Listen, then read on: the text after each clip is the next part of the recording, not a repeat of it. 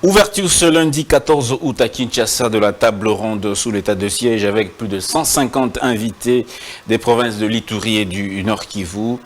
Et puis pour Corneille Nangaa, l'état de siège est un attrape-nigo destiné à mettre en pièces l'administration des entités des provinces de l'Ituri, du Nord Kivu et du Sud Kivu. Dans un rapport transmis au Conseil de sécurité le week-end du 12 au 13 août et qui a fuité, le secrétaire général Antonio Guterres ne fait pas mention de la présence des troupes rwandaises aux côtés du M23 dans le Nord Kivu sur le sol congolais. Élection 2023, la FDCA et le MLC ont été privilégiés par la CENI au détriment de l'UDPS. Ça, c'est la déclaration d'Augustin Kabouya. Aux élections 2023, le camp Martin Fayulu réaffirme avoir ses listes prêtes, mais attend l'annonce de l'audit indépendant du fichier électoral de la CENI pour les déposer. Enfin, meurtre de Floribert Chebeya, le dossier n'avance pas parce qu'il y a des commanditaires qui sont toujours libres. Nous demandons qu'on puisse nommer des généraux à même de juger John Numbi et Joseph Kabila qui ne sont pas encore arrêtés. Voici les quelques lignes d'actualité que nous présentons ce matin, messieurs, dames. Bienvenue dans la grande tribune de ce lundi 14 août 2023. Eh bien, aujourd'hui, nous parlons essentiellement droit. Nous parlons de cette question qui revient une nouvelle fois. Nous l'avons suffisamment débattu ici. La question sur le juge pénal d'un ancien Premier ministre. Nous avons suivi plusieurs fois Maître Oscar Moubiaï se prononcer à ce sujet, donner des arguments et même lancer les défis à tous les professionnels de droit qui voudraient bien venir le contredire. Eh bien, on a eu pour la première fois Maître Godefroid Ilunga qui était ici. Il a échangé, il a fait un débat avec Maître Oscar. Voilà un autre défi qui sera peut-être élevé, on ne sait pas. On va suivre le débat par le professeur Carlos Mupili, lui qui est pénaliste, qui va donc se prononcer sur cette question d'apporter de la lumière. Eh bien, les contradictions, c'est dans la contradiction que jaillit la lumière, dit-on. C'est pour cela que nous organisons ce débat. Je m'en vais présenter mes invités déjà. Je commence avec notre invité du jour, qui fait ses premiers pas ici chez nous, à Congo Buzz, professeur Carlos Mupili. Bonjour, professeur. Bonjour, monsieur Dan, ça fait longtemps quand même. Ça fait longtemps. Je salue aussi mon confrère Oscar Moubiaï. Okay. Très content de vous voir parce que vous nous avez écrit, vous avez dit que vous n'étiez pas pour, vous ne partagez point du tout les points de vue que développait Maître Oscar Moubiaï, surtout particulièrement sur la question du juge pénal d'un ancien Premier ministre. Et vous avez dit que vous avez des arguments contraires à ce que Maître Moubiaï a avancé. Eh bien, aujourd'hui, vous allez nous les présenter. Vous avez la parole. Oui, évidemment. Bon, je n'étais pas d'accord avec lui et surtout lorsqu'il rejetait en totalité le point de vue ou les positions défendues par le professeur émérite Nyabirungu et même le professeur émérite Mampouya. Aussi, je n'étais pas aussi d'accord parce qu'on était vexé dans notre corps du fait que la titraille. Les titres aussi et aussi, bon, c'était d'une manière de manquer aussi la considération à ces aînés qui nous ont formés et qui font la fierté pour notre pays. Donc, moi, je suis juriste et je suis de la société civile. Je viens parler droit, science et non faire la politique.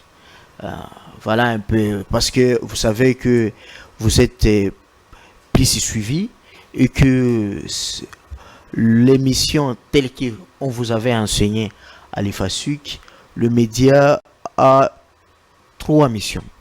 La première mission, informer, former, divertir. Dans le cadre de votre émission, vous excluez seulement le divertissement, mais cette émission retient l'information et la formation. Merci beaucoup, professeur Carlos Mupili, pour cette entrée en la matière. Je salue, avant de vous repasser la parole, je salue Maître Oscar. notre permanent sur Congo Buzz. Bonjour Maître Oscar, c'est toujours un plaisir de vous avoir ici chez nous. Ben écoutez, monsieur le journaliste, c'est un plaisir de partager, surtout à ce jour. Il est plus grand pour moi et je crois pour nos téléspectateurs de voir enfin un professeur accepter de venir à la contradiction et nous saluons cela. Et quand je dis professeur, parce que vous dites professionnel du droit, non, il ne faut pas qu'on entretienne des confusions. Il y a ce que l'on appelle professionnel du droit, que je suis comme avocat, et il y a ce qu'on appelle les scientifiques, donc les théoriciens, et là, cette double qui casquette. ne sont pas professionnels du droit, qui sont des professeurs, assistants, chefs de travaux et consorts. Et là, cette double casquette, maître. Je n'ai pas fini. Vous Allez-y, voulez que allez-y. j'apporte Allez-y, cette d'accord. précision qui est détail D'accord. pour vos téléspectateurs. Tout le monde n'est pas professionnel du droit, n'est-ce pas? Tout juriste n'est pas professionnel du droit.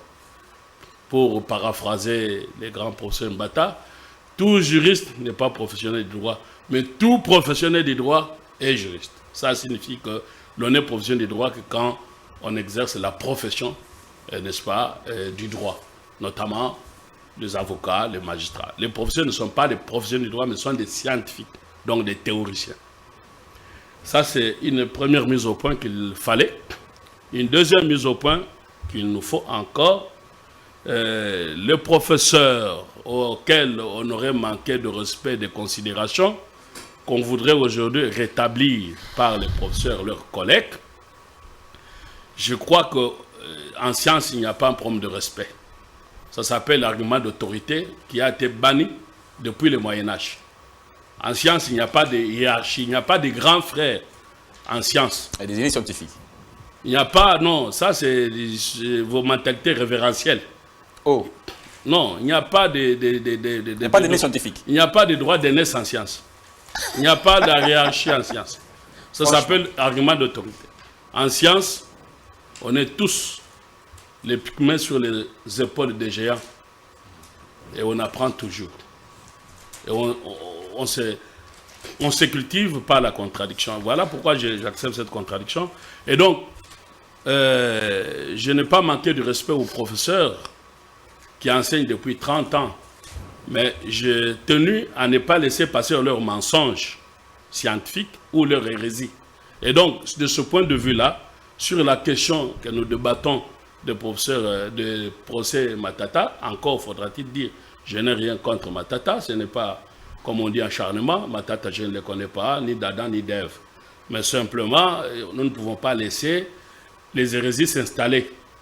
Et donc, à partir de là, ces professeurs ne font pas la fierté, ils ont fait la honte. Voilà un peu ce que je tenais à dire. Il ne faut pas venir dire ici, les professeurs qui ont toujours fait la fierté. Non, ils ont fait s'ils ont toujours fait la fierté, sur cette question, ils ont fait la honte. Et on va les démontrer tout à l'heure quand on va d'abord aborder les points sur lesquels nous sommes d'accord, parce que tout à l'heure en débrief, avec les profs, on s'est mis d'accord sur certaines hérésies proférées par ces professeurs-là, notamment les professeurs Mampouya. d'accord. Mais s'il vous plaît. On va y revenir, mais S'il vous plaît. on va commencer déjà le débat où vous Non, non, voulez, on n'est pas encore dans le débat, mais il dit en science, il n'y a pas des aînés, il n'y a pas des cadets. Non. Il y a des aînés, il y a des cadets. Et même en droit, il y a des échelons. Parce que le droit, c'est toute une discipline scientifique. Lorsqu'on dit scientifique ou une connaissance scientifique, c'est l'ensemble des connaissances acquises, apprises d'une manière systématique, additionnelle, basée sur des arguments probants. Et pour ceux qui ont fait le 3e cycle, ils savent qu'il y a un séminaire sur l'épistémologie et l'évolution des savoirs. Et là, on présente que la connaissance se trouve à 3 niveaux. Il y a la connaissance pratique, il y a la connaissance scientifique et il y a la connaissance philosophique. Donc, Monsieur, dame, ça c'est quoi? Ça c'est le téléphone.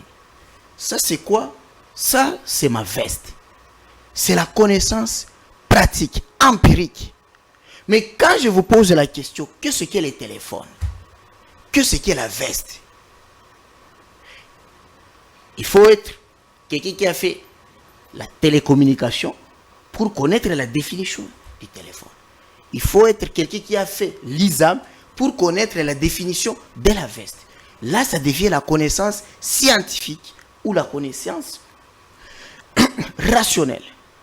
Mais lorsqu'on atteint le 3e cycle, le doctorat, après avoir appris plusieurs définitions, plusieurs connaissances de prédécesseurs, on vous amène à émettre un avis, un jugement de valeur pour ressortir ou mettre en évidence ceux qui vous ont précédé. Là, vous atteignez la connaissance philosophique. Et en droit, c'est là aussi. Et moi, quand j'enseigne les droits, je ne donne pas la définition de mes prédécesseurs. Je les donne, mais je donne aussi ma propre définition. Ça, c'est parce que j'ai atteint la connaissance philosophique. Mais un licencié se limiterait à donner ma propre définition ou bien la définition de mes collègues ou des autres doctrinaires. Voilà un peu un petit recadrage par rapport à la hiérarchie de la détention des connaissances. Voilà. Merci. J'ai fait LM2 2 fois. Merci. Je suis agrégé, j'ai fait la didactique. Je connais ce que je suis en train de dire. Merci beaucoup, professeur Moupili. Alors, on va prendre directement la première question. Je ne sais pas si Maître Oscar pourra revenir sur ça avant que... C'est pas le débat. C'est pas le débat. Ce n'est pas ça, le débat. Les titres, ça c'est propre à notre culture de se donner des titres. Vous savez, il y a d'autres cultures comme Jean-Paul Sartre, que tout élève va étudier s'il a fait la philosophie. Il avait refusé les prix Nobel. Donc moi je me refuse d'aborder la question par des titres. Je voulais aujourd'hui sur les 3 degrés de connaissances invoqués par les professeurs, je voulais qu'on en choisisse celui qui intéresse les Congolais. Il a parlé de connaissances pratiques, empiriques et philosophiques. Empirique ne nous intéresse pas. Vous savez, nos grands-parents ou au village, quand vous allez aujourd'hui, vous allez voir nos jeunes sœurs et nos mamans avec casserole sur la tête, n'est-ce pas, sans tenir la casserole. Ils marchent main libre avec la casserole sur la tête. Et ailleurs, ça c'est empirique. Donc on pourra maintenant théoriser cela pour dire quel est le centre de gravité, quel angle pour que la casserole reste sur la tête sans qu'elle s'en tombe. Parce que si on prend des gens d'une autre culture, ils ne peuvent pas marcher avec la casserole sur la tête sans la tenir. Ça va tomber. Et donc les physiciens peuvent calculer ça, et à partir du moment que les physiciens calculent et arrivent à vous démontrer que ça, tel angle ou tel autre, nous atteignons cette théorisation-là, nous atteignons ce que l'on appelle la connaissance scientifique, parce qu'on théorise. Et puis après, il parle de la connaissance philosophique. Je voudrais qu'on reste sur aujourd'hui la connaissance, pas empirique, mais pratique. Parce que moi, je suis professionnel du droit. Je pratique ce que je dis. Nous les sommes et tous. je dis ce que je pratique. Alors, maintenant, le professeur à double casquette, ça m'arrange parce que nous voulons les gens qui ont cette double casquette d'être professeurs, mais d'être aussi praticiens. D'accord. Vous voyez? Parce que si on est praticien, on ne vient pas avec des théories académiques. Et enfin, je voulais dire sur mon propos, je n'ai pas douté de ce que sont nos aînés scientifiques. Ça peut arriver dans tout corps, n'est-ce pas? Dans tout corps, il y a la hiérarchisation. Mais en science, quand je dis qu'il n'y a pas de hiérarchisation, ça veut dire qu'il n'y a pas d'argument d'autorité. Vous ne venez pas dire, moi je suis votre aîné, et croyez en moi. Non. Même votre étudiant peut développer une théorie qui remet en cause. Et d'ailleurs, les professeurs apprennent de leurs étudiants, les bons professeurs. Et dire qu'un licencié en droit ne peut pas donner une autre définition que celle de son professeur, si vous enseignez vos étudiants de cette manière-là, cher professeur, convenez avec moi que vous êtes en train de tuer la nation. À l'université, on apprend aux gens de raisonner, pas de réciter des poèmes. Donc, quelqu'un qui est licencié en droit, ce que vous appelez aujourd'hui master, c'est un scientifique de part. Quand l'université, c'est, comme on dit, hein, l'univers des connaissances, on doit apprendre aux gens de réfléchir, de raisonner. Et c'est ce qui va faire qu'ils arrivent à développer leur thèse. Mais maintenant, de là, dire que les licenciés, ils doivent répéter comme les corbeaux et les renards. Si vous dites ça à nos enfants, je crois que vous rendez mauvais service à la nation. Et enfin, quand vous dites que vous êtes professeur agrégé, je ne sais pas trop. Au Congo, on ne prépare pas les concours d'agrégation. Parce qu'être professeur agrégé, ça veut dire qu'on a passé un concours d'agrégation. Au Congo, il n'y en a pas. On est professeur par nomination d'un ministre, par arrêté ministériel. Dans d'autres pays, comme la France, d'où vous venez, on prépare un concours d'agrégation. Je ne sais pas si vous avez... Parce qu'en science, on ne peut pas venir affirmer des choses. S'il vous plaît, c'est important. En science, on ne peut pas venir affirmer des choses. On doit avoir l'honnêteté scientifique. Un professeur agrégé, c'est celui qui a passé les concours d'agrégation. À ma connaissance, le professeur en face de moi ne l'a pas présenté. D'accord. Merci beaucoup. S'il vous plaît. Non, s'il vous plaît, un point. Oui, c'est ça. C'est quelque chose de dire. Il faut qu'on avance. Mais je suis d'accord avec lui sur un point. Est-ce qu'on peut aller Parce sur, qu'avec le système LMD, le sujet d'aujourd'hui, parce qu'on a, j'ai l'impression qu'on va les savoirs est partagé. Sur, Écoutez un peu. c'est pas ça le sujet, en fait. Mais seulement qu'il faut admettre que pour ceux qui ont fait la didactique des disciplines, ok, ils savent très bien que il y a le diagramme qu'on dit. Ce que c'est le maître doit être plus grand que ce qu'il enseigne.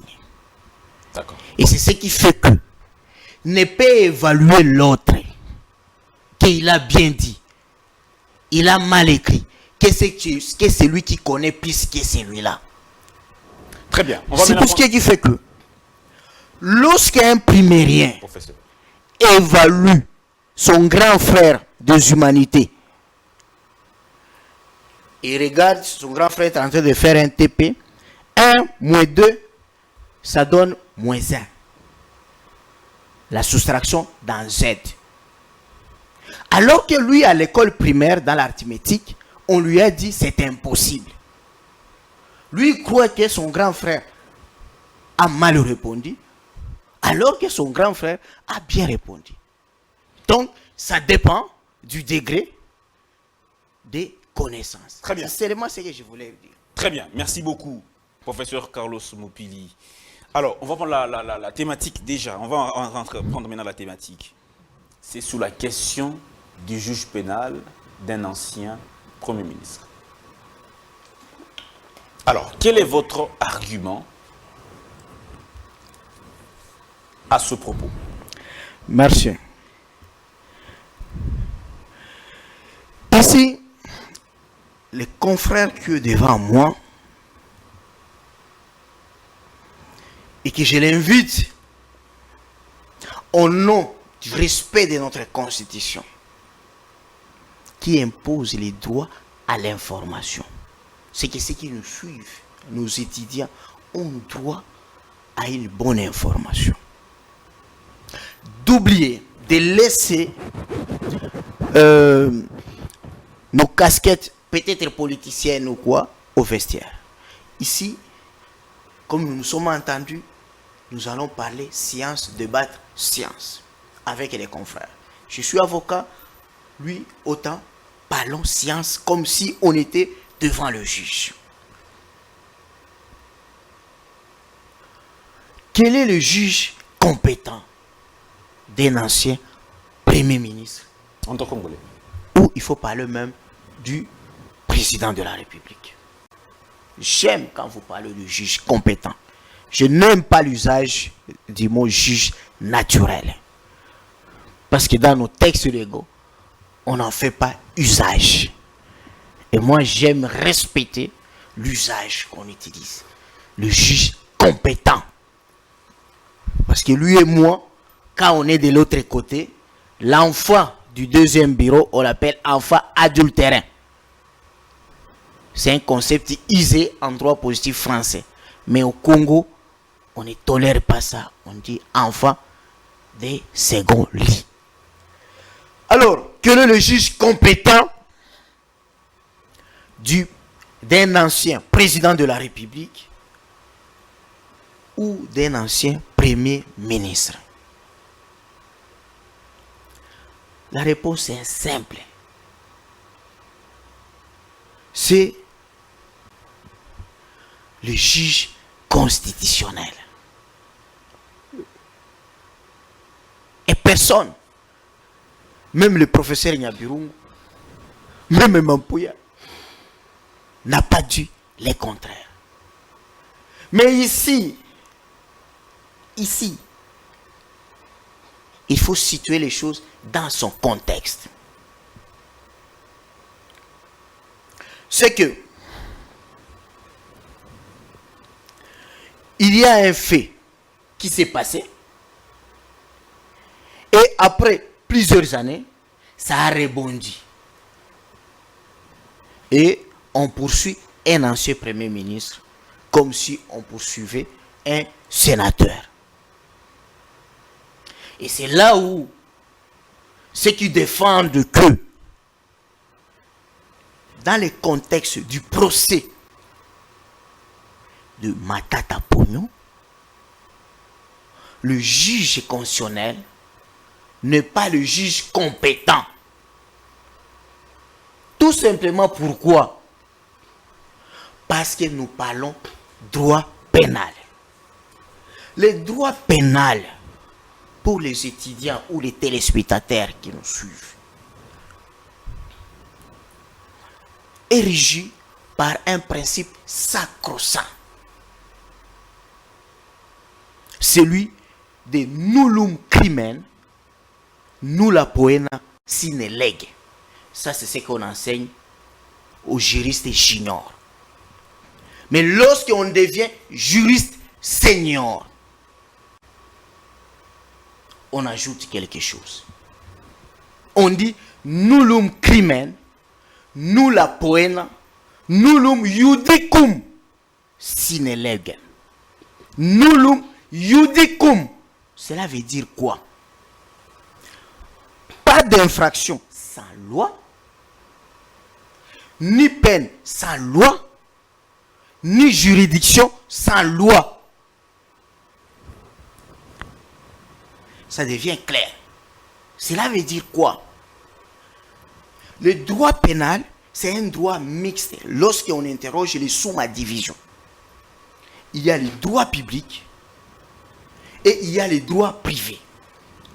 Le droit public a comme principe l'incompétence.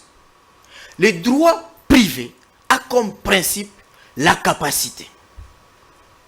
C'est pourquoi, en droit privé, il y a le principe, ce qui n'est pas interdit est autorisé.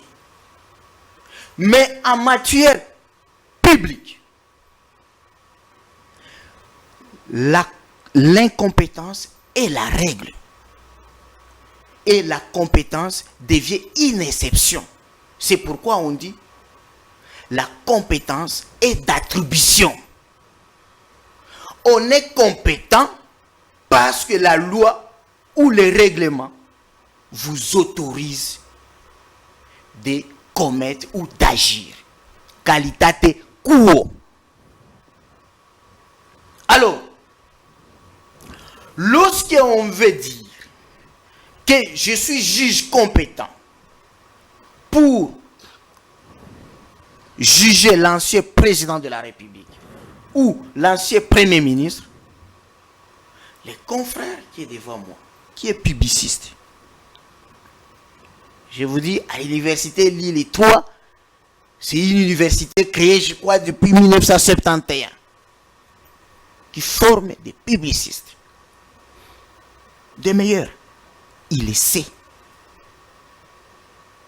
que l'incompétence est la règle. Et le droit pénal, c'est un droit mixte où il est privé parce qu'il défend les intérêts Est-ce qu'on peut revenir des victimes. Et il est public parce qu'il est d'ordre public. Il défend la société. D'accord. Alors, Est-ce qu'on peut l'appliquer maintenant à ce cas précis?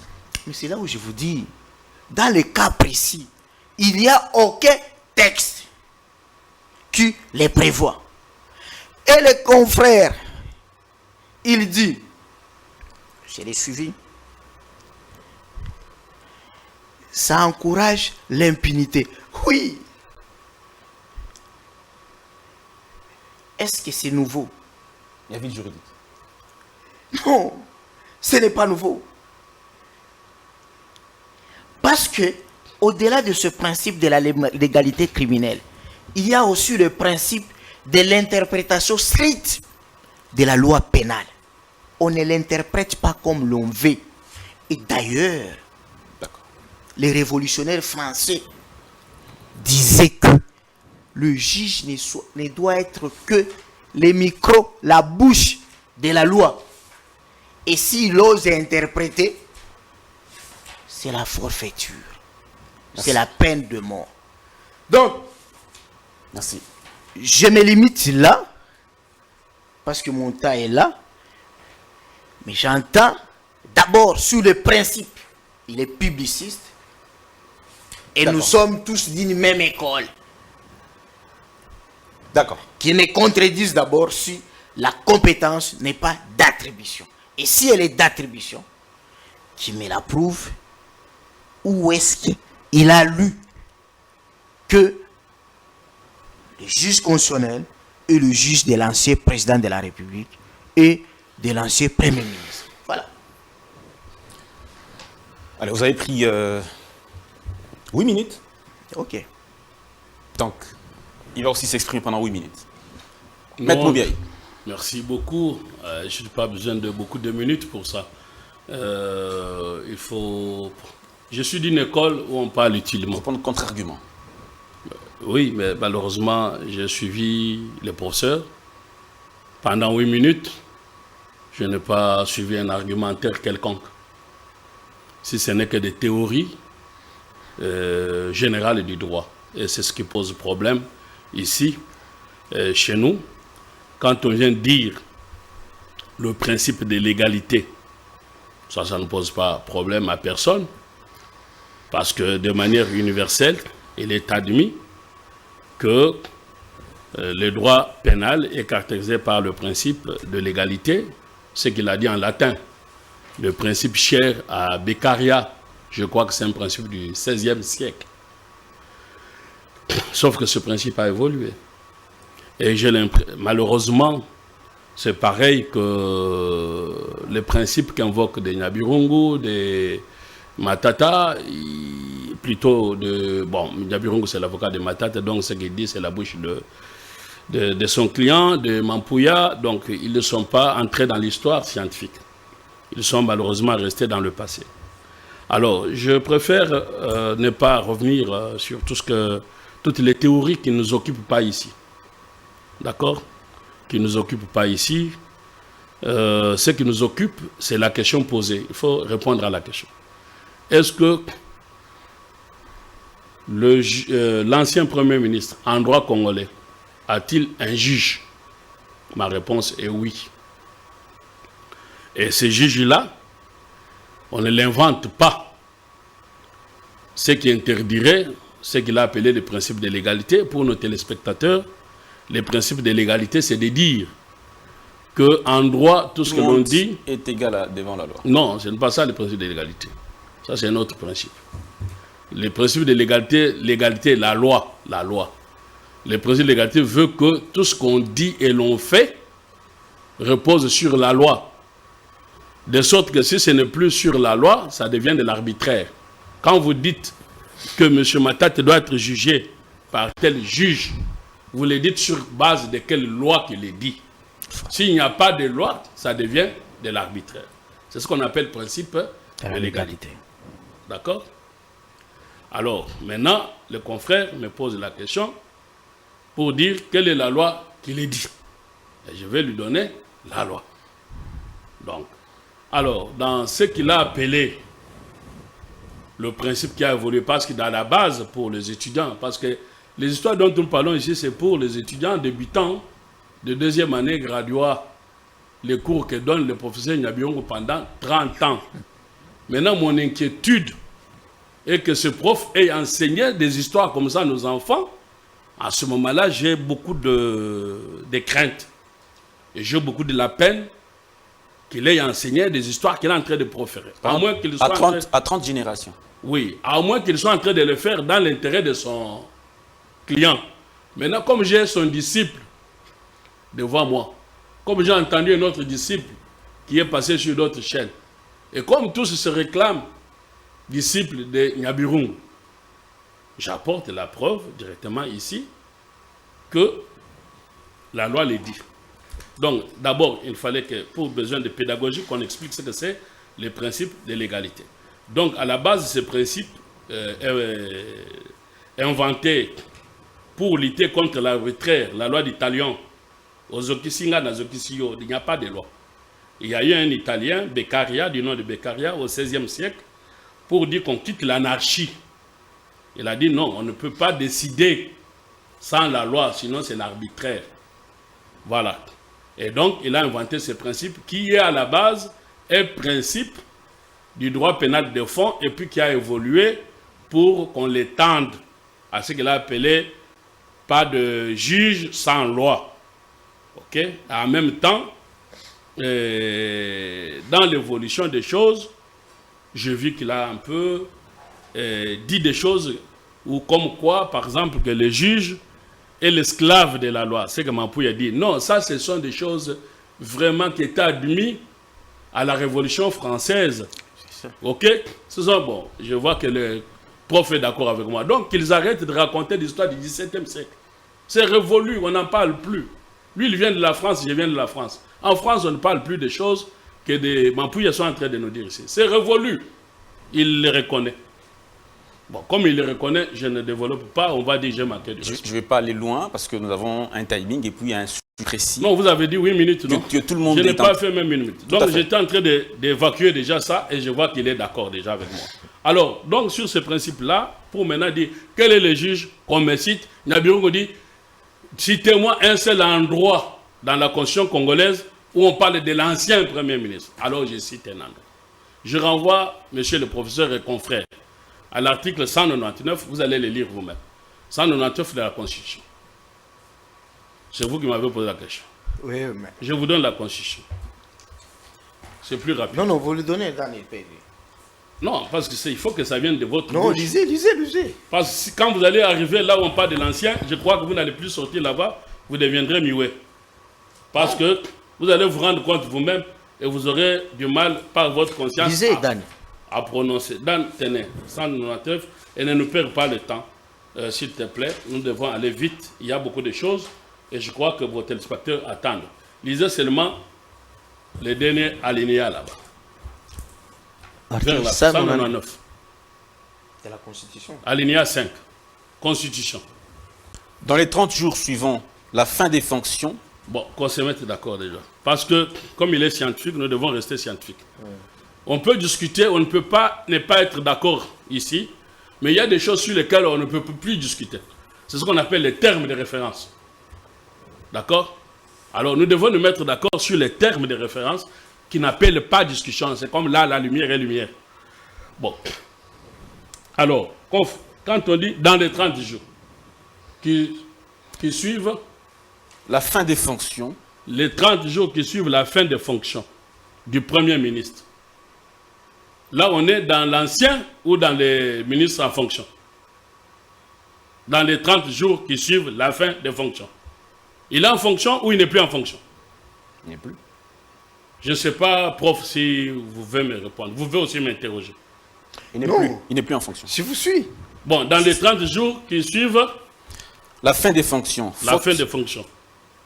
Faute de cette déclaration, en cas de déclaration frauduleuse ou de soupçon d'enrichissement sans cause, la Cour constitutionnelle ou la Cour de cassation est saisie selon le cas. Bon. Maintenant, nous pouvons interpréter.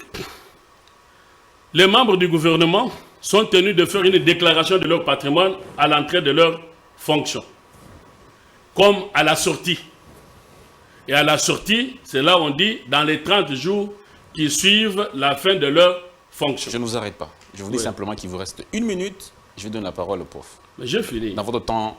Mais lui, il a parlé 1 minute, tu n'étais pas en train de l'interrompre. C'est 7 minutes déjà. Est-ce que vous... Mais ça, c'est pas un problème. Allez. Moi, je n'ai pas besoin de beaucoup de minutes. Mais nous devons que vos clients, il prendra mes minutes si vous voulez. Et souffrez de ne pas m'interrompre. Allez-y. Parce que quand il parle, vous ne l'avez pas interrompu.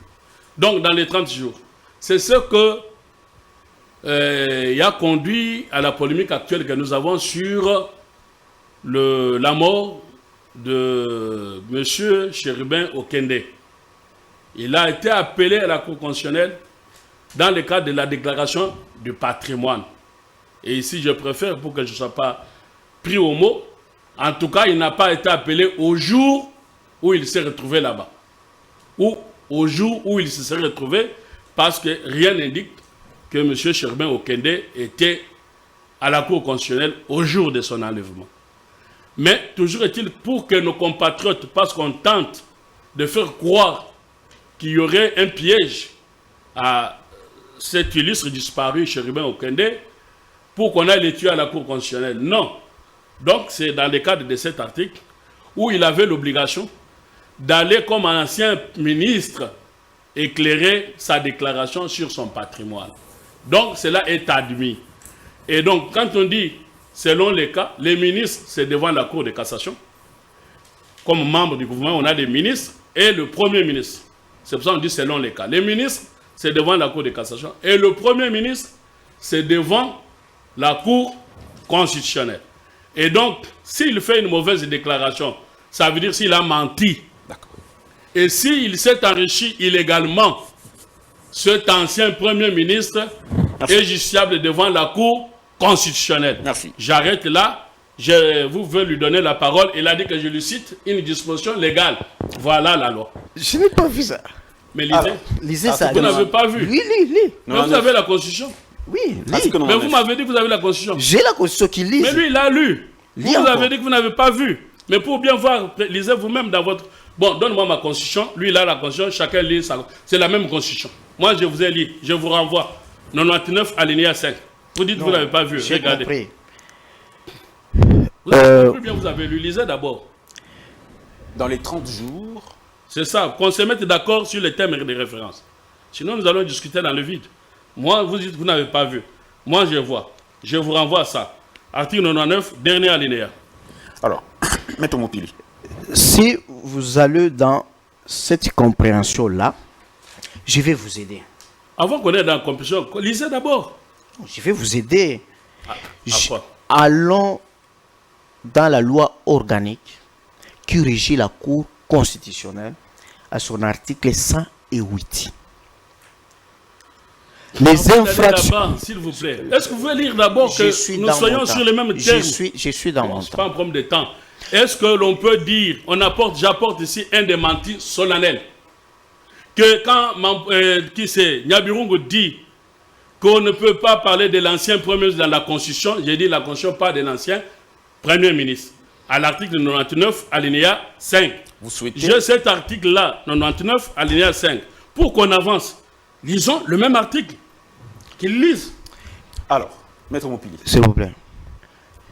vous Nous souhaitez... parlons, il ne faut pas attribuer une compétence qui est autre. Non, Parce ça, que... c'est notre... Alors, je vais vous faire Non, comprendre. qu'on se mette d'abord sur ce que l'article dit et on interprète. Ce n'est pas vous qui conduisez le débat. Non, moi je ne dis pas ça. Maître, Je crois que c'est complète. Attendez. Vous voulez... Non, Je voulais l'aider parce qu'il cherche là où on parle de l'ancien. D'ailleurs, on n'a pas écrit ancien. Est-ce que... Mais lui, il a fait une interprétation pour dire c'est à l'expiration du mandat. Ce qui est un peu vrai. Mais Est-ce qu'il y a un peu frère bien que... Lisez alors d'abord, qu'on puisse se dire... Parce que vous avez dit que vous n'avez pas vu. Maintenant, vous avez vu. Je vous renvoie là où vous allez Tosca. trouver Est-ce que... les cas où on parle clairement d'un ancien président de la République et d'un ancien Premier ministre. Donc vous n'êtes pas d'accord avec cette disposition-là? Attendez. L'article 108 de la loi organique qui régit la Cour constitutionnelle. Pour les infractions commises en dehors de l'exercice de leurs fonctions, les poursuites contre le président de la République et le Premier ministre sont suspendues jusqu'à l'expiration de leur mandat. La prescription de l'action publique est suspendue. La juridiction compétente est celle des droits communs. Confrère, vous avez suivi? C'est qu'ici, c'est une contradiction de cet article-là. Mais c'est ce que je suis en train de dire. Non. Écoutez, nous sommes en matière pénale. Lorsqu'on est en matière pénale, il y a ce qu'on appelle les juridictions d'exception. Et les juridictions d'exception sont créées par rapport à la qualité de la personne jugée et aussi de la nature particulière de l'infraction.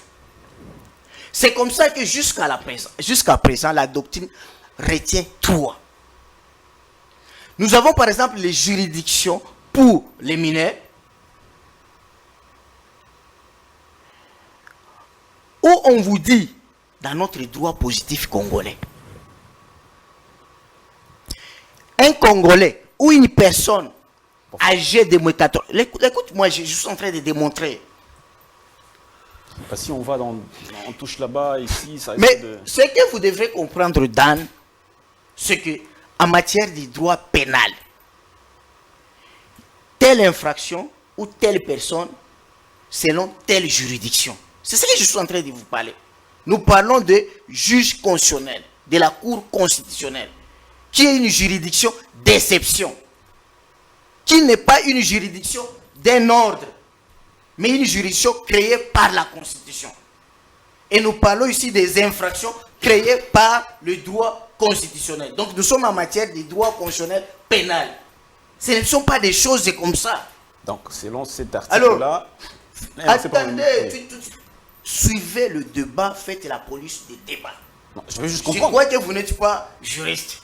Suivez. Je ne suis pas juriste. Alors mais... vous ne pouvez pas comprendre les choses qu'on fait déplacer de haut en bas. Ok? Vous risquez d'attraper les surménages pour rien. Alors, je suis venu ici pour d'ordre pédagogique. Vous ne comprenez pas, suivez. Ce n'est pas que parce que quand vous n'intervenez pas, c'est que vous n'êtes pas un bon présentateur. Non. Ça, c'est quoi? C'est-à-dire quoi? Juste une précision, maître. Oui. Parce que selon l'article que vous avez lu là, selon cet article-là, le juge de l'ancien Premier ministre, c'est...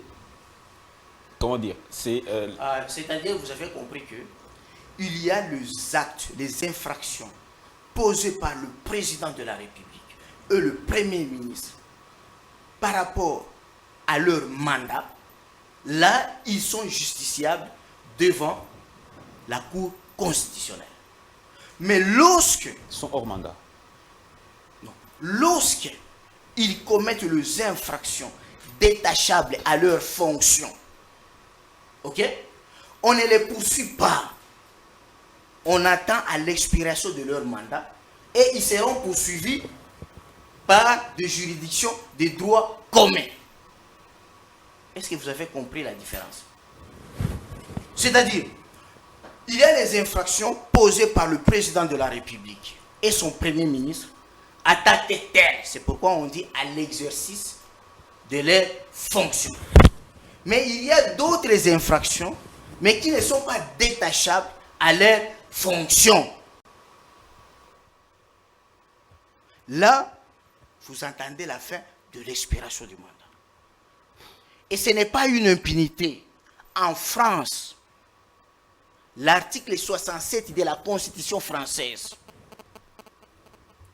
le président de la République est irresponsable. Il n'est pas responsable des actes posés dans l'exercice de son mandat. En France. Alors, c'est pourquoi je vous parle que je voulais développer quand est-ce qu'on parle des juridictions d'exception. Lorsqu'on parle de juridiction d'exception, comme je vous parlais de juridiction pour les mineurs. Parce que lui, son problème c'est quoi? Il est en train de lutter contre l'impunité. Je crois que c'est ça. Pourquoi quelqu'un commet un forfait et on va le laisser comme ça? Alors que l'objectif constitutionnel, selon mon confrère, nous devons combattre l'impunité. C'est ce que je suis en train de démontrer. Que non. Parce que pour les juridictions politiques, par exemple, en France, nous avons évolué. Nous sommes en avance par rapport en France. Une minute. Oui.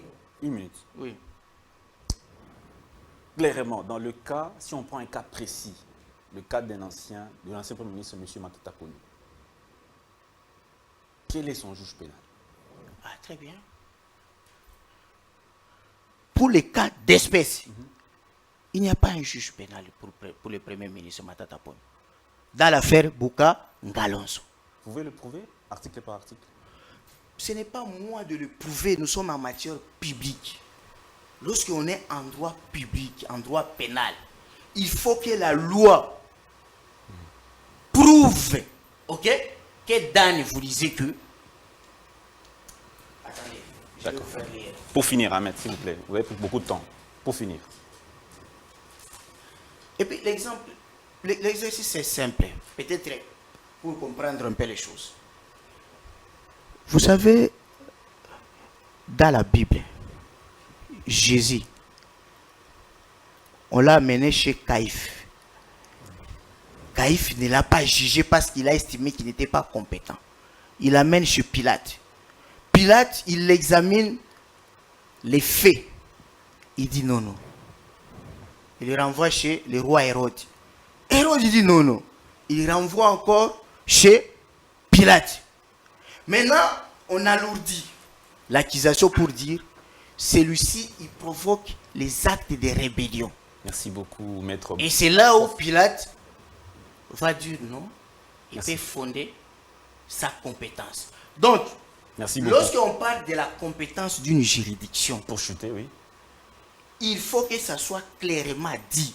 Quand vous allez dans la Constitution. Vous voulez laisser un peu de temps? Terminez, s'il vous plaît. Il m'a dit, me donne son... 30 secondes, s'il vous plaît, parce qu'on on est ici. vous avez pris 10 minutes déjà. La Cour constitutionnelle est le juge pénal du président de la République et du Premier ministre pour les infractions politiques de haute trahison, d'outrage au Parlement, d'atteinte. Ok, on continue. Et aussi, pour s'il vous plaît, chutez vraiment. Qu'est-ce qu'on dit? La décision de poursuite ainsi que de mise en accusation du président de la République et du Premier ministre sont votées à la majorité de 2/3 de membres du Parlement composant le Congrès suivant la procédure prévue par le règlement intérieur. Le Congrès, il faut qu'il y ait Congrès. C'est-à-dire quoi? Ici aujourd'hui, nous avons le procureur général près la Cour constitutionnelle. Merci. Qui a déjà saisi la Cour constitutionnelle. Suivez, je ne sais pas si vous suivez. Or, la procédure qui lui est reconnue, c'est à 2 niveaux. Premier niveau, selon la Constitution, il doit d'abord obtenir l'autorisation des poursuites ou devant les congrès. Les congrès, c'est-à-dire l'Assemblée nationale, le Sénat réunis et après les votes, 2/3 lui accordent l'autorisation. Il vient, il fait l'instruction. Merci beaucoup. Lorsqu'il retient des charges, très bien, au-delà de tout doute raisonnable, il revient encore au congrès. Très bien. Pour obtenir l'autorisation des poursuites. Merci. C'est là maintenant qu'il peut fixer les dossiers à la Cour constitutionnelle. Merci beaucoup. Maintenant, je pose la question. À l'heure où nous parlons, le procureur général a déjà fixé les dossiers à la Cour constitutionnelle. En se basant de quel texte, de quel article? Les confrères sont là. Merci beaucoup. Merci. Lui, il lit toujours ce que nous, on n'a pas lu. Bon. Maître Oscar. Vous refusez volontairement. Bon, j'aurais dû mettre fin Non, à l'émission. Il En m'a ce qui me beaucoup concerne. dérangé. Qui ça? Moi? Oui. Mais il fallait que je vous relance un peu pour que les débats soient beaucoup plus compréhensibles. Ok. Alors, Maître Oscar Mbiaye. Est-ce que je peux maintenant parler? Vous avez compris, vous avez dit que vous venez de la France. En France, on ne coupe pas la parole. Vous avez parlé pendant 10 minutes, je ne vous ai pas interrompu. Je demande au modérateur de faire pareil. Quoi qu'il arrive, je parlerai moins de temps que vous. Il a mis combien? 10 minutes? Non. Combien il a mis de temps? Allez-y, Maître. Allez-y, Maître. Non, mais s'il vous plaît, Maître. on vous suit. S'il vous plaît. Dites-moi, il a mis combien de temps pour que je Allez-y. calcule le mien? Il a mis combien de temps? Allez-y, Maître. Allez-y, s'il Mais vous plaît. vous avez chronométré, non? Vous avez dit 10 minutes qu'il a mis, c'est ça, non? Allez-y, Maître, s'il vous plaît. Non, ça me permet, moi, de savoir mon temps. Ok, Il a oui, mis 10 combien de minutes. temps? 10 minutes aussi. 10 minutes. Pourquoi vous êtes de mauvaise foi? Je ne suis pas de mauvaise foi, Maître. Attendez, sur les choses évidentes, vous... Je ne suis pas de mauvaise C'est foi. vous qui l'avez dit. 10 minutes. Vous avez dit qu'il a 10 dit... minutes. Ça me permet, moi, de Allez-y. comprendre. D'accord, Pourquoi allez-y. vous faites la mauvaise foi? Ah, qui est de mauvaise foi? Vous, comme lui, vous êtes de mauvaise foi. Vous me dites 10 minutes, je vais savoir combien il a mis comme minutes. Vous, vous jouez au chrono, non? Vous Allez-y. êtes l'arbitre. Allez-y, Maître. Ah, bah, écoutez, mais allez-y. Je n'irai pas à votre rythme. Je suis un homme libre. Laissez-moi gérer mon temps. Bon. J'aurais mis fin vraiment. J'ai de la peine. J'ai de la peine pourquoi? Parce que quand on parle science, il y a l'honnêteté scientifique. Nous avons l'article 99, alinéa 5. Je renvoie les confrères à cet article, il dit « Je n'ai pas vu ». Bon, pour qu'on avance, il faut éclairer l'opinion. Vous l'avez vu ou pas? Tout le monde qui nous suit à la télévision verra cet article. Il n'y a que lui qui ne le voit pas. Bon, s'il est frappé d'aveuglement maintenant, scientifique, comment je ferais? Pas ça existe, il dit qu'il n'a pas vu. Bon, merci qu'il porte les lunettes maintenant. Il peut voir. Et je souhaite, avant qu'on avance, qu'il lise ça. Moi, je lirai aussi les articles s'il me renvoie. Parce qu'on ne va pas parler en l'air. Est-ce qu'il peut lire? Vous souhaitez lire? Parce qu'il me demande de lire ça. Les téléspectateurs peuvent croire qu'il y a quelque chose de bon ou qu'on cache ici ou des trésors. Dans les 30 jours suivant la fin des fonctions, faute de cette déclaration, en cas de déclaration frauduleuse ou de soupçons d'enrichissement sans cause, la Cour constitutionnelle ou la Cour de cassation est saisie selon les cas. Bon, je suis Pourquoi maintenant- moi s'il j'ai vous fait plaît. fi? Non. Parce que l'affaire Matata C'est pas votre temps. ne rime pas avec cette disposition C'est pas votre temps. de la fausse déclaration de biens ou d'enrichissement illicite. D'accord, c'est pas votre temps d'antenne, s'il vous plaît. Maître Oscar. Bon, j'ai apporté un premier démenti solennel. Ici que quand le prof Nyabirungu dit qu'il n'y a pas l'ancien premier ministre dans la Constitution, bon, il aurait bien voulu que nous soyons, même à l'école maternelle, le français est une langue riche. Quand on dit dans les 30 jours qui suivent après les fonctions, on a compris qu'on parle de l'ancien. S'il n'y a que ses disciples et lui-même qui ne comprennent pas que 30 jours après, c'est l'ancien, à ce moment-là, il ne faut pas chercher le sexe des anges. Ça, c'est le premier démenti solennel. Moi, je suis venu ici apporter des démentis solennels devant l'opinion tant nationale qu'internationale et devant la contradiction des professeurs qui a dit ici qu'on a sali les corps. Deuxième démenti solennel. Cette fois-là, nous sommes dans le cas du professeur Bampouya. Quand il dit qu'il y a 3 ordres juridictionnels au Congo, ça n'existe nulle part au monde. Et nos étudiants doivent savoir, et que le professeur l'a dit ici, et il ne va pas me démentir.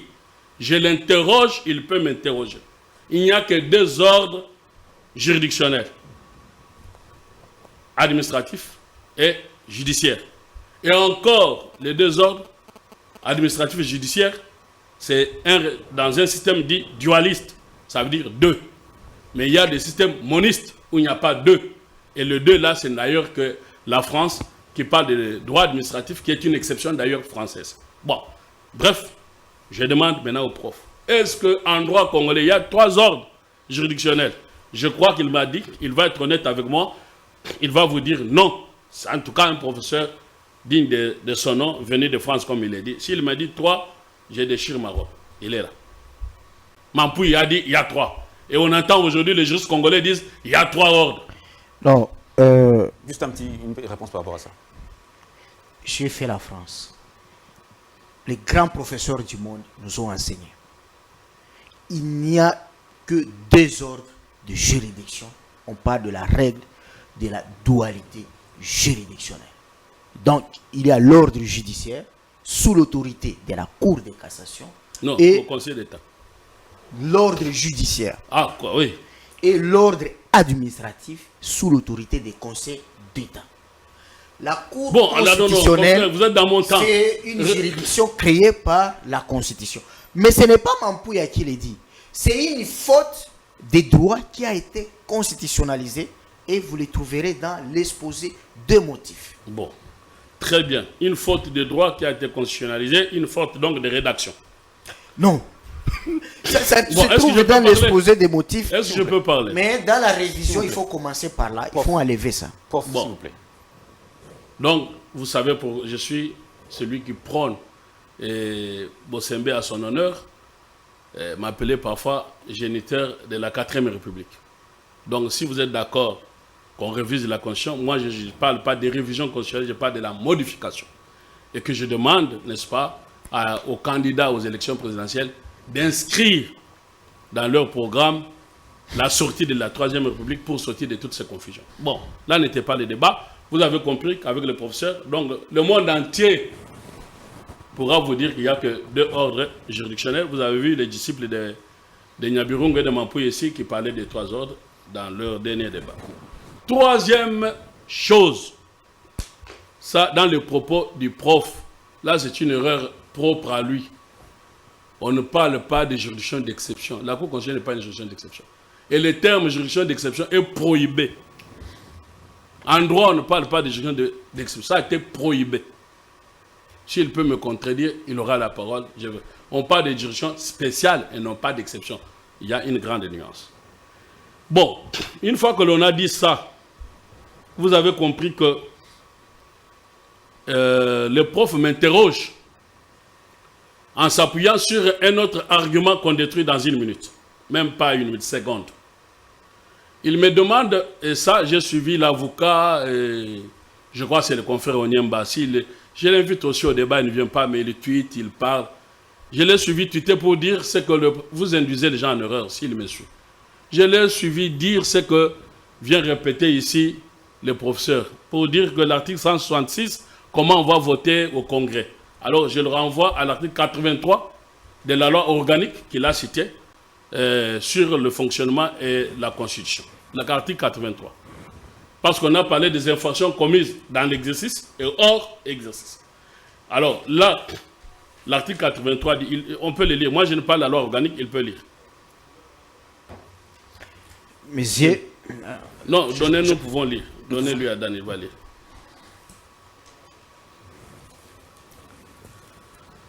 Article 83.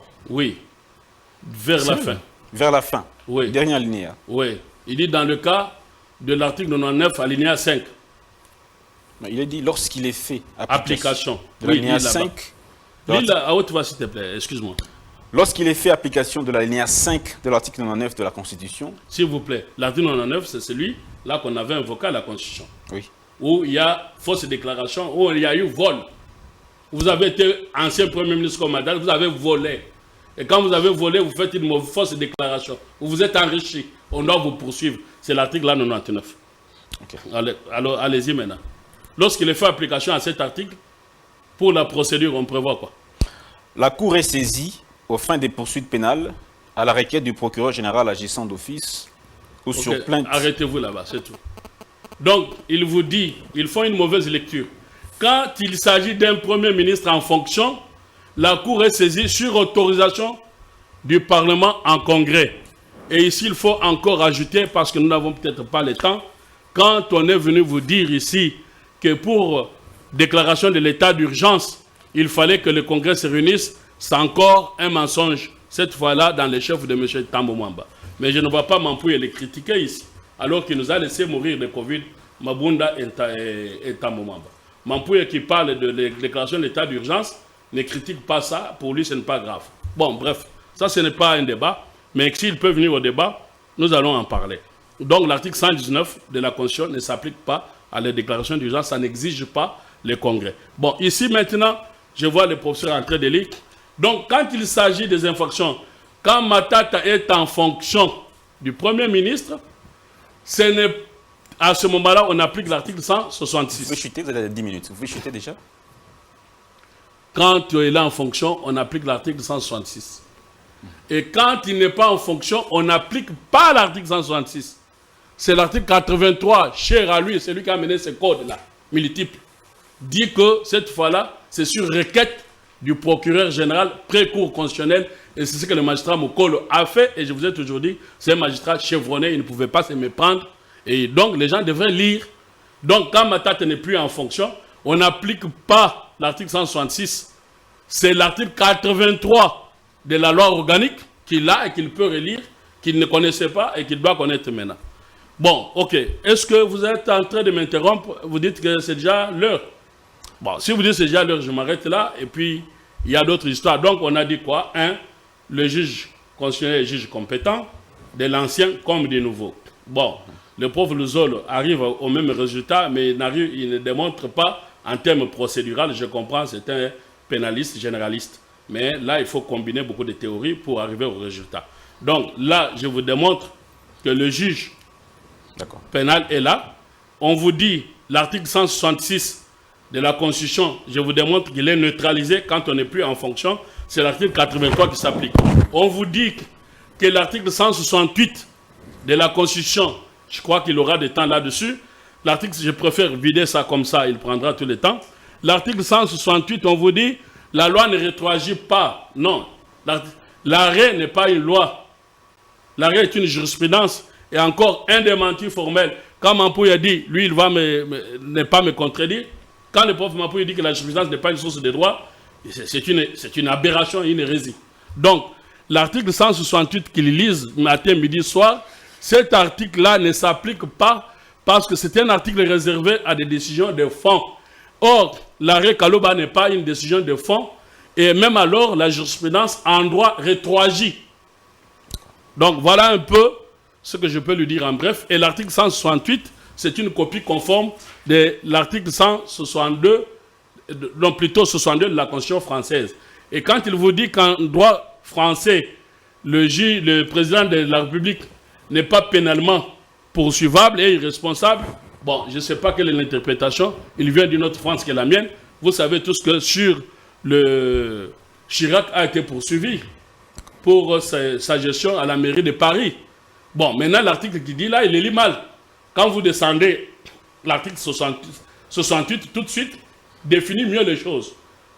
Bon, on dit que les ministres sont poursuivis pour les actes accomplis au moment de leur fonction, même quand ils n'y sont plus. C'est ce que notre article 164 a repris pour dire qu'on est poursuivi pour les actes accomplis au moment. Maintenant, il vous amène une théorie des actes détachables qui est une théorie de droit administratif. Merci beaucoup. En droit pénal, on ne parle pas d'actes détachables. En droit pénal, on parle d'avoir agi hors mission.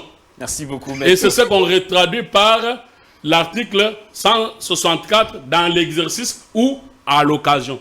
Voilà, je crois avoir fini, mais malheureusement, le temps semble nous faire défaut. Mais vous avez compris, moi ici, je suis sur les affirmations faites par le fameux professeur que j'ai détruit. Je pourrais souhaiter que le prof nous épargne un peu des théories académiques. Bon, les gens ne vont pas suivre. S'il veut des théories académiques, je l'invite à ma conférence tenue ce samedi, que je vais tenir à l'UPC. Là, ils peuvent venir. Nous allons ouvrir les débats le matin au soir sur les académiques. D'accord. Mais professeur, lui dit que je suis dans des théories. Pourtant, c'est lui qui est dans des théories. Et il ne choisit que les articles et même pas lire toutes les dispositions, mais il choisit même les mots que lui voit chouchou et il se limite là. Pas beaucoup de temps. Hein, alors, allez droit au but. D'abord, lorsqu'il veut dire que non, on dit juridiction spécialisée et non d'exception, je vous en prie de considérer que ce sont des concepts d'autorité. Je ne peux pas me tromper parce que j'ai fait mon temps pour apprendre. Interroger la doctrine, on parle des juridictions d'exception. Juridiction spécialisée, c'est dans une autre juridiction. C'est comme ici, au Congo, nous avons un projet de loi sur les juridictions mixtes et spécialisées.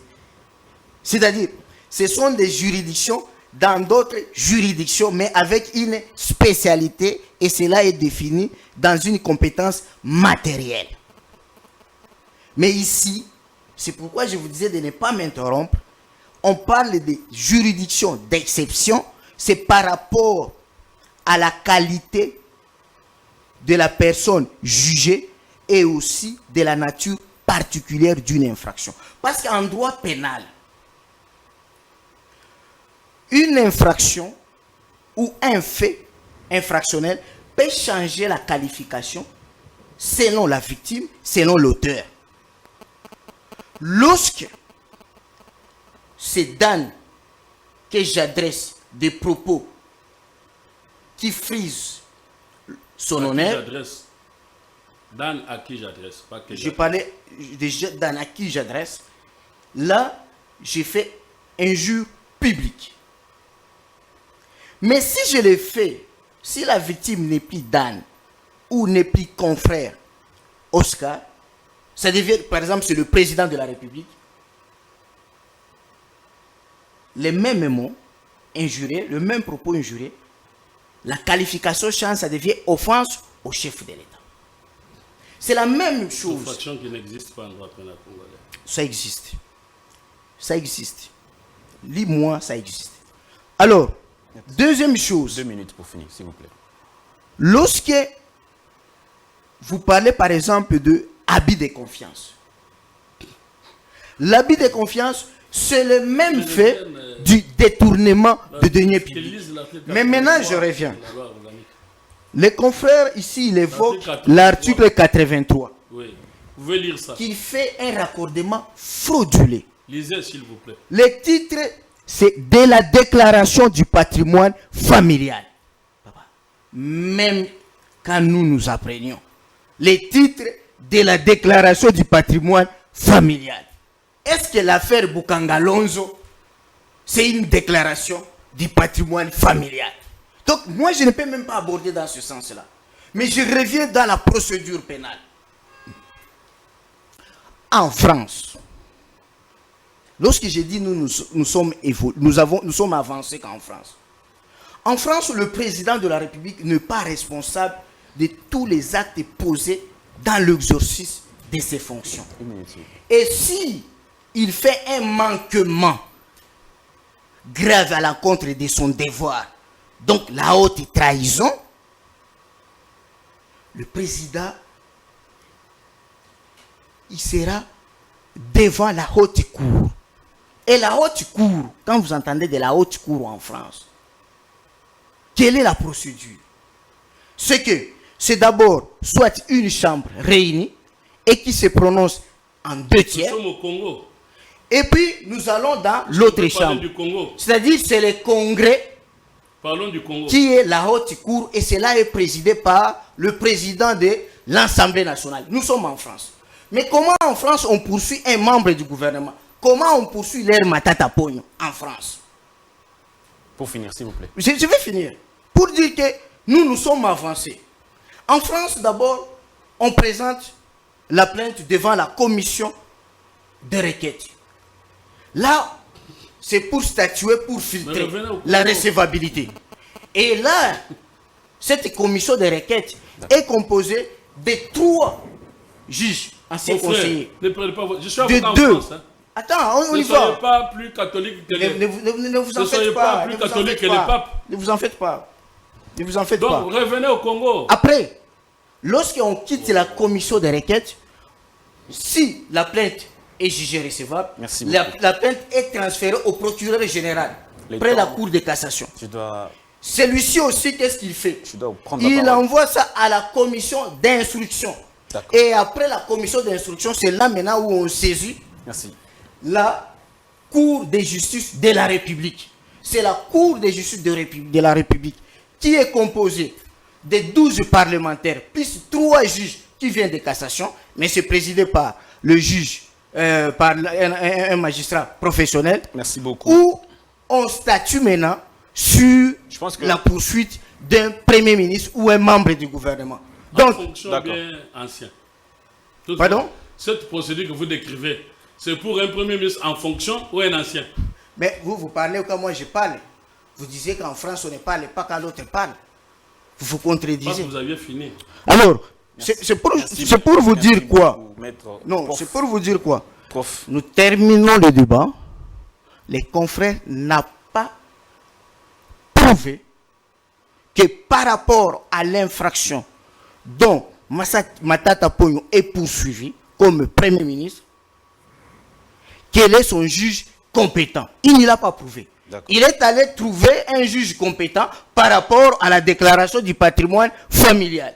Mais par rapport à l'affaire dont on juge les détournements des deniers publics, les confrères ne m'ont pas rencontré. Merci beaucoup. Et là, l'honnêteté scientifique, il doit quand même les reconnaître. Maître, concluons, puis on va... En conclusion, encore faudra-t-il que le sujet scientifique comme ceci ne peut pas être abordé dans moins d'une heure et dire qu'on conclut. C'est ça. Bon, là au moins on se met d'accord. Donc voilà, moi en conclusion, nous nous sommes mis d'accord ici. Comme je vous ai toujours dit, on ouvre le débat, le soleil se lève, avant qu'il ne se couche, on se sera mis d'accord sur certaines choses. Au moins à mi-chemin, nous sommes déjà d'accord avec les confrères qui a admis avec moi qu'en droit congolais, il n'y a pas double ordre juridictionnel. Ça, on s'est mis d'accord. Bon, alors que les professeurs dont ils vantent les mérites disent le contraire. Deux, nous sommes d'accord avec lui ici que la jurisprudence est une source de droit, contrairement à ce que son professeur Mampouya, et je vois que c'est un public international. C'est ça le problème où il y a des confusions. Quand on transpose des choses internationales en droit interne, on se perd sur des terrains. Je crois que le confrère, il a été enseigné par Mampouya, sont des internationalistes. Il devait s'abstenir. Non, ici je suis dans le droit pénal, confrère. Non, mais vous êtes internationaliste, vous m'avez dit. Je suis, oui, mais... Mampouya, il est internationaliste. J'ai trois mois. Il est internationaliste. Ce que vous avez, ce n'est pas ça le problème. Mais vous êtes aussi publiciste, non? La question est... Mais vous débattez sur le droit pénal. La question est que la jurisprudence est une source de droit ou pas? Parce que nous sommes dans des conclusions. Vous pouvez me répondre? Vous avez intérêt de parler quand vous parlez. Le confrère fait la mauvaise foi. Parfois, il ne voit pas. Tantôt, il devient aveugle, tantôt, il devient muet. Bon, c'est à son honneur. Les téléspectateurs vont nous juger. Donc, jurisprudence source des droits. Et comment on va dire, deux ordres juridictionnels. Voilà, à mi-chemin, sur le temps que nous étions impartis, les points sur lesquels nous sommes tombés d'accord. Les points sur lesquels il a fait de discussion, on jugera. Il estime que moi j'ai apporté un démenti formel pour dire quand Nyabirongo dit que dans la Constitution congolaise, nulle part on ne parle de l'ancien Premier ministre, j'ai démontré à l'article 99 alinéa 5. Bon, quand ils disent que l'article 166 qui exige le vote au Congrès, j'ai renvoyé à l'article 83 de la loi organique qui dit que dans ces cas-là, ce n'est pas l'article 166 qui s'applique, c'est celui 83. Maintenant, les confrères viennent vous dire, mais je suis de mauvaise foi, je fais des contournements, en disant que ici on parle de déclaration du patrimoine. Mais déclaration du patrimoine, c'est le vol. Ça veut dire quoi? On a volé l'État congolais, on s'est enrichi. C'est ça l'infraction, le vol. Et l'infraction dont Matata est poursuivi au niveau de Bukangolonzo, c'est quoi? Détournement, vol, tout ça, c'est des infractions de même famille.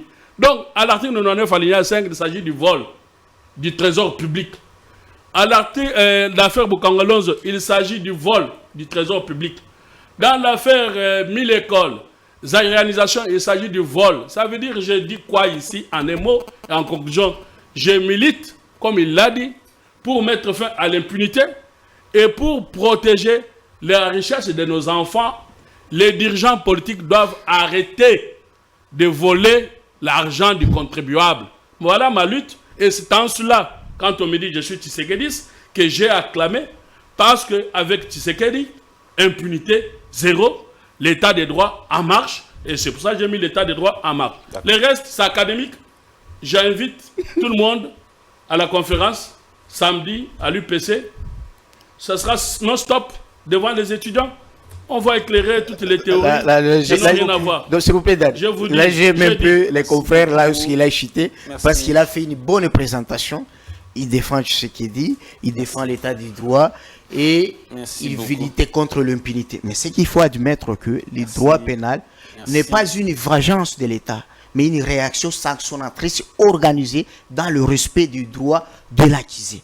Merci. Ça, il faut retenir. Deuxième chose qu'il faut retenir, que les droits pénals, tout droit pénal marche avec un État, parce que c'est un attribut de la souveraineté. Si dans notre droit pénal, Merci ça a beaucoup. été fait ça, alors prochainement, il faut corriger. Parce que vous pouvez me dire le juge compétent de sa sainteté pape, le juge compétent de monarque de Grande-Bretagne, vous avez la parole. Merci beaucoup, maître Carlos Moupili, professeur Carlos Moupili. Merci beaucoup, maître Si la Oscar constitution Biel. était mal Merci rédigée, beaucoup, chers je vous rappelle que c'est téléspectateurs, Mampo de qui nous l'a avoir rédigé, il s'en suivis. vante, et vous venez dire qu'il a mal Cette rédigé. émission est terminée. On va se retrouver demain avec d'autres débatteurs autour d'autres questions d'actualité. Ce débat n'est pas peut-être fini. On verra peut-être dans une autre mesure C'est très court le temps. refaire le même débat avec le même casting. On verra peut-être à l'avenir comment refaire cela. Excellent après-midi.